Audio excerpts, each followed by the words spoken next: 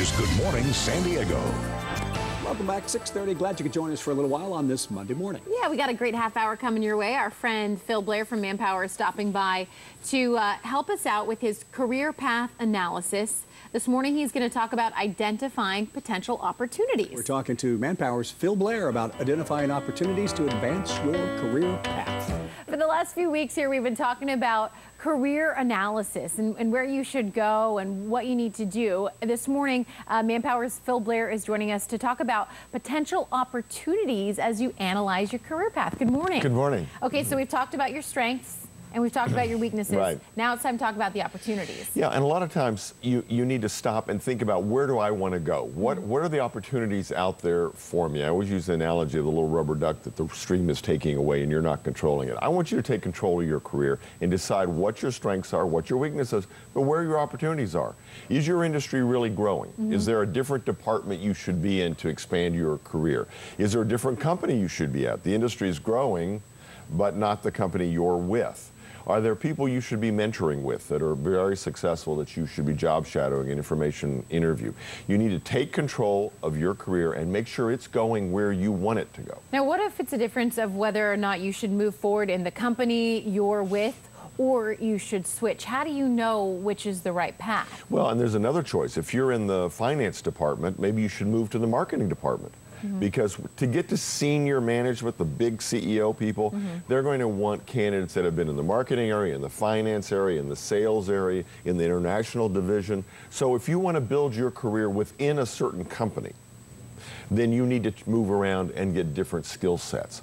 Or if you can't do that in the company you're at because maybe it's too small or it's not growing or expanding in that area, then you need to move companies. So do I move within my industry to another company, or do I need to get out of this industry? But I need to take responsibility for deciding where I want to be. And you've always told us it's never too late to get that extra experience, a different class, a new degree. But where do you know how to start that? Where do you begin? Well, when you look at people that are being hired in, do they have MBAs? And you don't. Well, then when a promotion comes up, is it going to be the one with the MBA or the one without it? So maybe you ought to go get the executive MBA or get a certificate in a certain area. Not only to keep up, but to get ahead. So you're that person with the MBA when the promotion comes along, or you're the person with a certain certificate, or you show the initiative to keep your education going. Even if you're 55 years old, it doesn't matter what age. So you don't think employers are threatened if somebody that's worked for them for, say, 20 years says, hey, I want to go get this extra degree? They might be thinking, oh, they're trying to leave. Not only do they not feel threatened, lots of times the company will pay for it. Because if you're a really good employee, they want you to become better and better and better at whatever you do. They've invested a lot of time in training you and keeping you in their company, and you must do something well. So they want you to keep becoming better and better and improve it. So how sweet is that, that while you're working, they're paying for your degree or your MBA or your certificate?